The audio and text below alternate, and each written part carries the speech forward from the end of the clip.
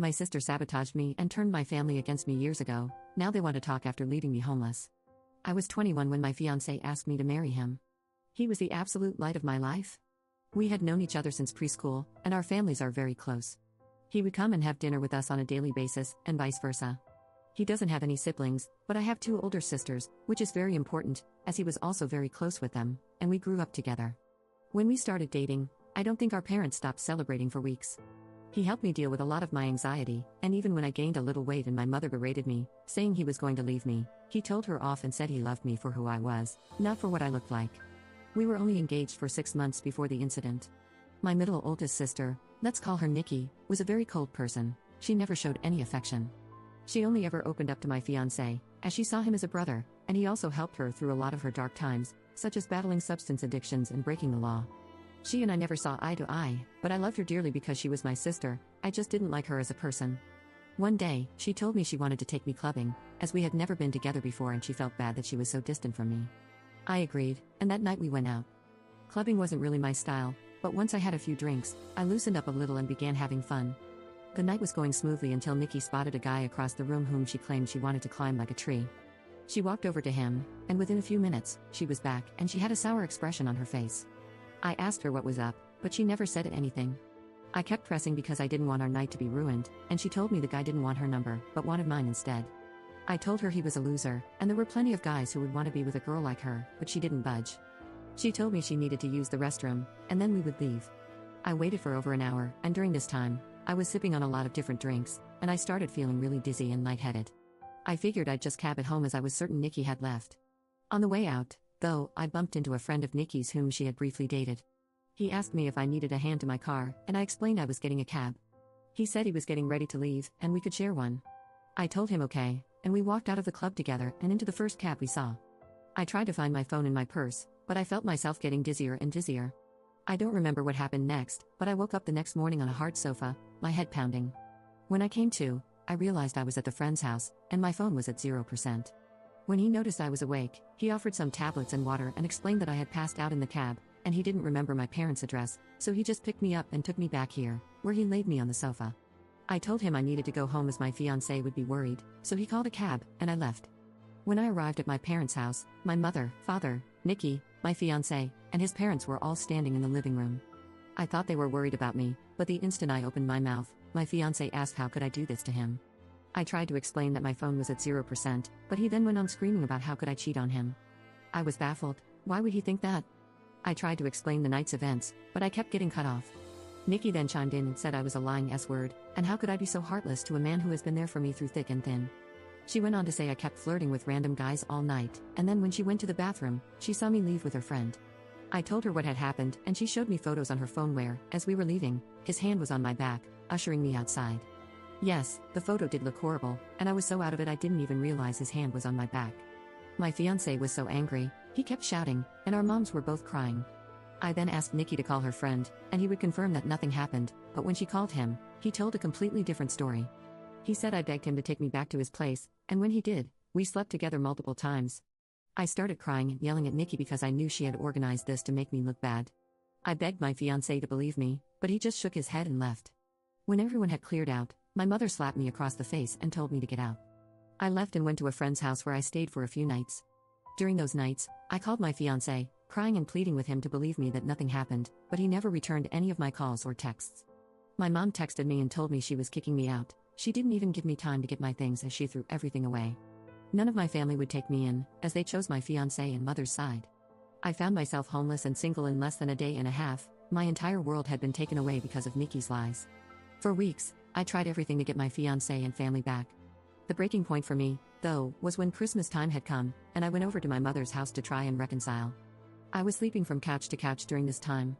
When I got to my parents' house, I knocked on the door, but no one answered. I later found out that my family was in another state celebrating Christmas, and they had posted pictures online.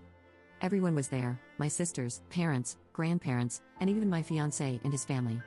When I saw the photos myself, I couldn't stop crying as they all looked so happy.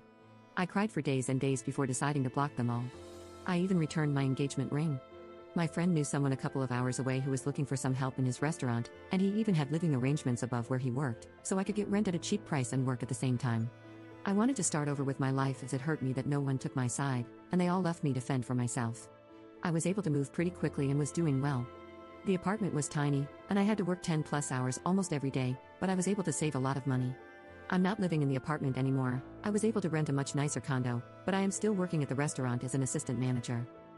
Now, it has been roughly 2 years since I left and have not spoken to any of my family. I had no idea what was going on with them until I got a knock on my door, and it was my ex-fiancé. I was shocked, to say the least, and I tried to slam the door in his face, but he stopped it and asked that I let him explain. He said that Nikki had gotten married, and she had confessed that she lied about the situation because she had found someone she loved so much and realized what a horrible thing she had done.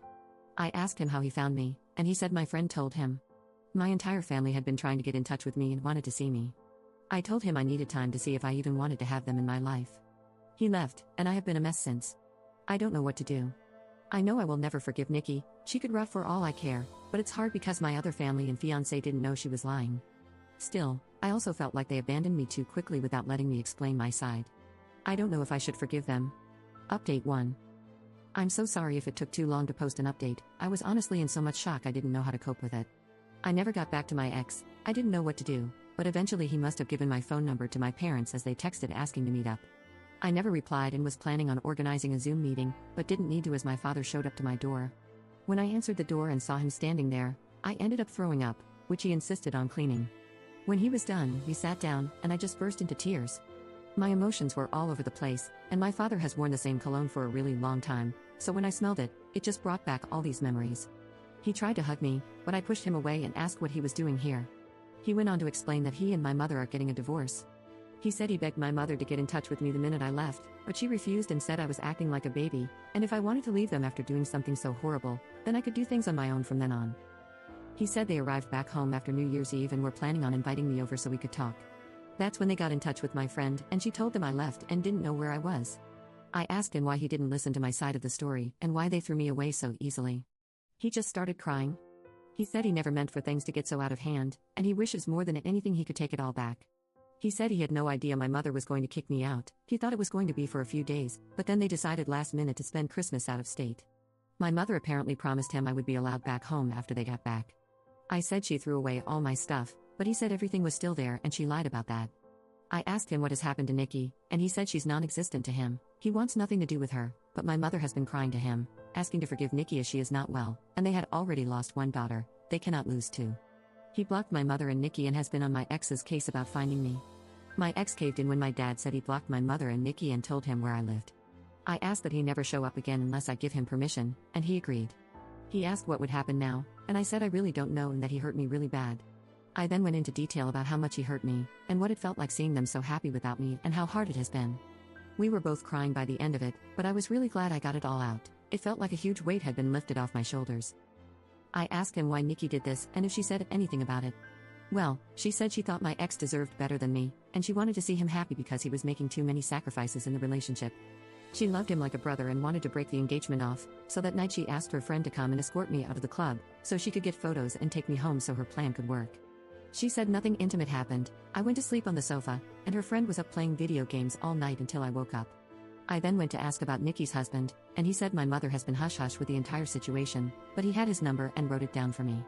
After my dad left, I decided to call Nikki's husband. I was sweating the entire time and felt so sick. What if I could hear her in the background? Well, anyhow, when he picked up, I just spit everything out, which I deeply regret because I should have eased into it for him. He sounded really confused, and I explained the entire situation again. I was honestly expecting him to curse me out and defend Nikki. Instead, he let out a long sigh and well, he had a feeling she wasn't exactly innocent. Turns out, she and his sister have been having problems, and she has been spouting non-stop lies about his sister, causing a huge rift between them. His sister didn't even attend their wedding. I told him I was sorry, but he should make things right with his sister because Nikki was the problem, not her.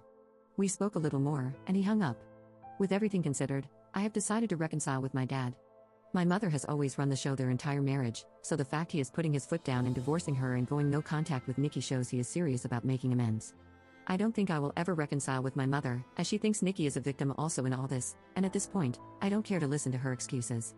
As for my ex, I haven't had the time to meet with him and talk, though my dad mentioned he wanted to come with him, but he said I would be too overwhelmed if both were there, and seeing them separated will help make clear decisions. I will update the post again if I ever speak to my ex.